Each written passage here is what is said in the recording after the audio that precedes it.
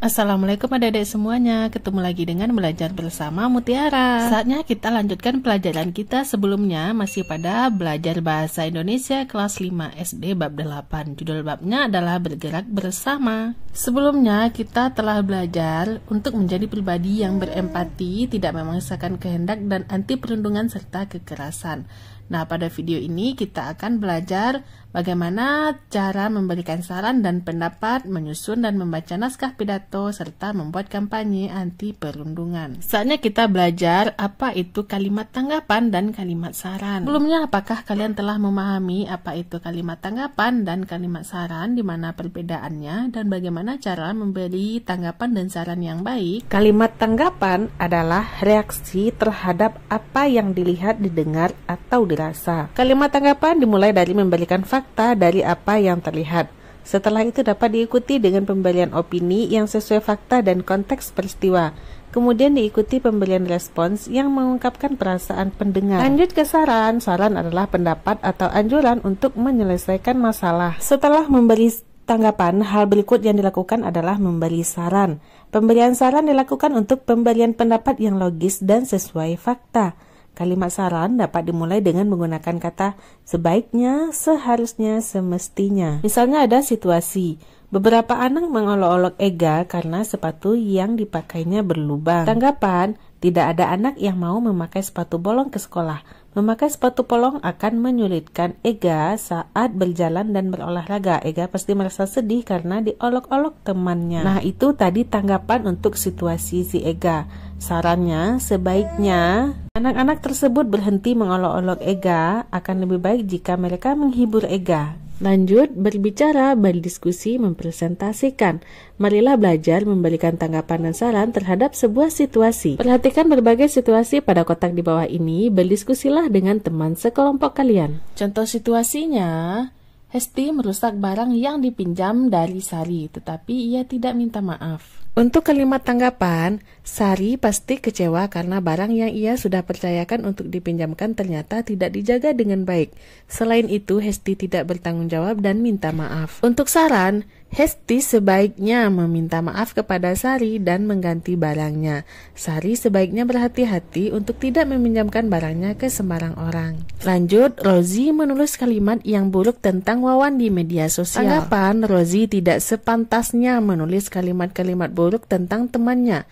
Wawan pasti merasa malu dan sedih karena tulisan itu dibaca oleh banyak orang. Untuk saran, Rozi sebaiknya meminta maaf kepada Wawan atas kata-katanya. Jika ada yang ingin disampaikan, bisa dibicarakan secara langsung kepada Wawan.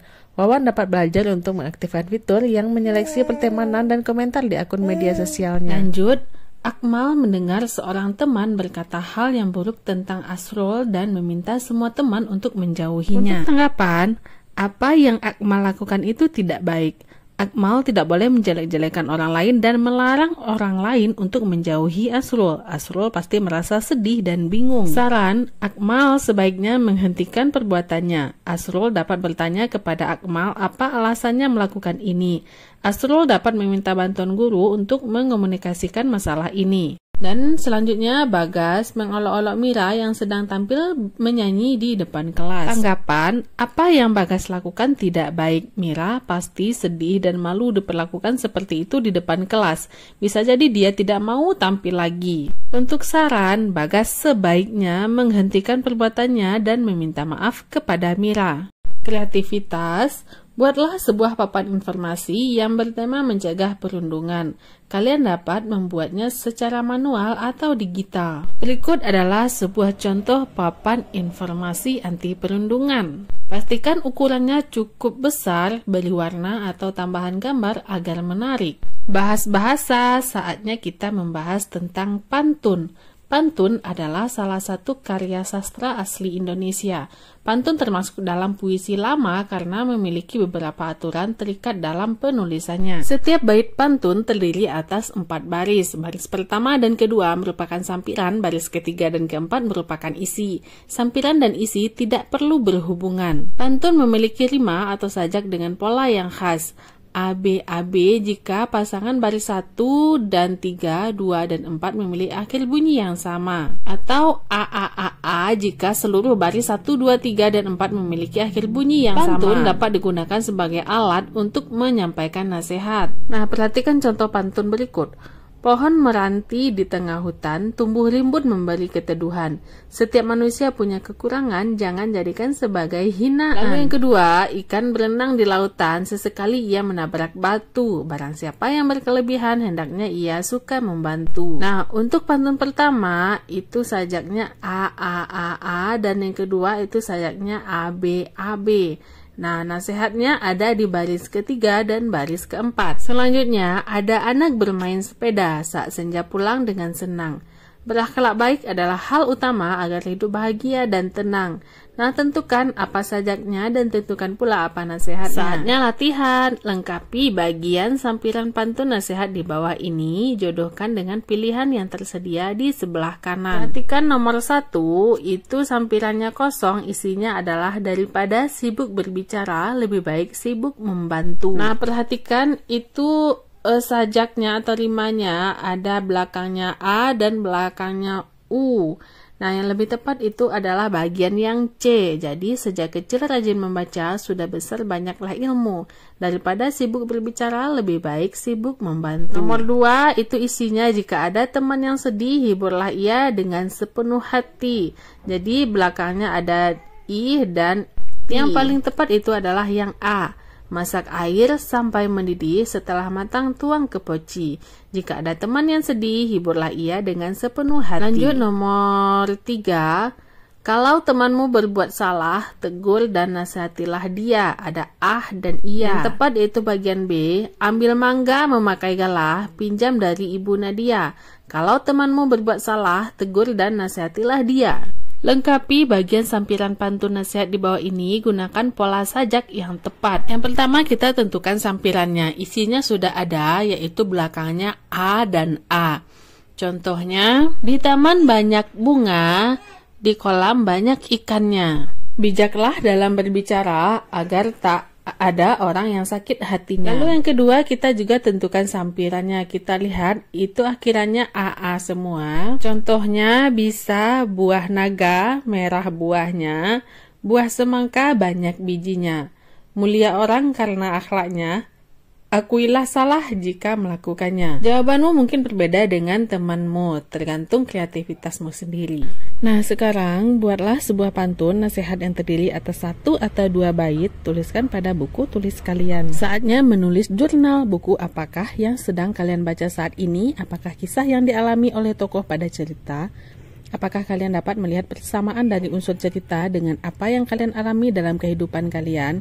Berikut ini adalah salah satu contoh jurnal yang dapat kalian tiru. Beginilah cara membuat jurnal membaca. Kita ada judulnya, penulis, ilustrator, dan penerbitnya. Lalu kamu buat pula tanggal membacanya kapan, serta ratingnya bintang berapa. Dalam jurnal membaca tersebut ada ringkasan kisah yang kubaca. Lalu kisah ini memiliki kesamaan dengan diriku dalam hal apa? Ada pula keterangan lain yang harus kamu berikan. Membaca, pernahkah kalian berpidato? Apa tema pidato kalian? Bagaimana perasaan kalian saat harus berpidato? Apa persiapan yang kalian lakukan sebelumnya? Jadi, pidato adalah kegiatan berbicara untuk mengungkapkan pikiran di depan orang banyak. Agar pidato berjalan baik, penting untuk menyiapkan naskah pidato terlebih dahulu. Perhatikan naskah pidato singkat berikut ini. Dalam berpidato, penting interaksi dengan para penonton, yaitu teman-teman sekalian. Lalu ada rasa syukur kehadirat Tuhan Yang Maha Esa atas limpah rahmat dan karunia-Nya kepada kita semua. Kemudian ada pembukaan, teman-teman sekalian, kebanyakan dari kita sudah berteman sejak lama. Kemudian ada isi utama pidato, yaitu tentang perundungan. Nah, ini semuanya adalah isi dari pidatonya. Setelah berpidato, ada pula kalimat ajakan, marilah teman-teman kita bergerak bersama. Lalu ada pula penutup, sekian pidato dari saya, terima kasih sudah menyimak isi pidato saya. Dan terakhir ditutup pula dengan pantun, taman sirih di kebun akasia, tumbuhnya subur jika kena cahaya. Mari kita menjadi sebaik-baiknya manusia, bersikap baik dan bermanfaat bagi semua. Nah, perhatikan struktur penulisan pidato. Ada paragraf pembuka, latar belakang, sebab perundungan, akibat perundungan, dan ajakan menghentikan perundungan. Lanjut, saatnya jawab pertanyaan nomor 1. Siapakah yang membawakan pidato? Nah, sepertinya yang membawakannya adalah seorang peserta didik. Nomor 2, siapakah yang menjadi pemirsa pidato atau yang pendengarnya? Yaitu teman-teman sekelasnya. Nomor 3, apakah tema pidato tersebut? Pidato tersebut bertemakan perundungan. Nomor 4, apakah pesan pidato tersebut? Nah, pidato tersebut berpesan menghargai perbedaan dan menghindari perundungan. Nomor 5, bagaimana pidato itu ditutup? Pidato ditutup dengan sebuah pantun nasihat. Bahas bahasa, kali ini bahas bahasanya adalah kata hubung. Kata hubung konjungsi yang akan dipelajari kali ini adalah kata hubung antar kalimat. Kata ini ditulis di awal kalimat dan disambung dengan tanda koma. Pertama, kata hubung yang menyatakan kelanjutan peristiwa. Contoh kalimatnya, ketua kelas melerai perselisihan yang terjadi saat istirahat. Setelah itu, ia mengajak semuanya untuk menyelesaikan masalah. Jadi kata hubungnya adalah setelah itu, ada tanda koma. Lanjut contoh kedua, kami membuat papan petunjuk tentang mencegah perundungan. Kemudian ada tanda koma, kami menempelnya di papan pengumuman. Lalu ada pula kata hubung yang menyatakan sebab akibat. Contohnya, kita harus menaati peraturan. Dengan demikian, lingkungan sekolah menjadi tertib dan aman. Contohnya lagi, mereka melanggar peraturan. Oleh karena itu, mereka mendapat hukuman. Ada pula kata hubung yang menyatakan pertentangan atau perlawanan. Contoh kalimatnya, guru sudah sering menasihatinya, namun ia masih saja tidak berubah. Atau, aku tidak sependapat dengan Kayla. Meskipun demikian, kami tetap berteman. Saatnya latihan, temukan kata hubung antar kalimat pada pidato di atas. Pada pidato tersebut terdapat beberapa kata hubung. Ada meskipun demikian, akibatnya, selain itu, oleh sebab itu, dan dengan demikian. Lanjut nomor 2, buatlah kalimat baru dengan menggunakan kata hubung antar kalimat di atas. Contoh kalimat yang ada kata hubungnya, lonceng sekolah sudah berbunyi. Dengan demikian, pelajaran hari ini usai sudah.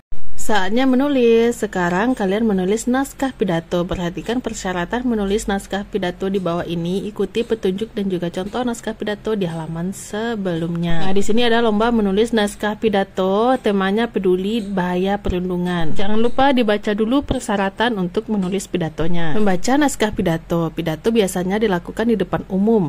Isi pidato menyampaikan pesan penting kepada pendengar. Oleh sebab itu, membaca pidato membutuhkan keterampilan berbicara yang baik. Meskipun menggunakan naskah, pastikan kalian berlatih membacanya di rumah. Membaca naskah pidato akan membuat kalian mampu memahami dan menjiwai isi pidato. Perhatikan unsur-unsur pidato berikut ini. Yang harus diperhatikan itu ada volume suara, lalu ada lafal, informasi, dan ekspresi wajah. Tugas, kalian diminta berlatih membaca pidato yang sudah kalian buat untuk dipresentasikan di depan kelas. Oke, sekian dulu ya video kita kali ini. Nantikan pelajaran-pelajaran selanjutnya masih pada channel ini, Belajar Bersama Mutiara. Terima kasih bagi adik-adik yang sudah menonton. Mohon maaf apabila banyak salah. Terima kasih atas perhatiannya. Assalamualaikum.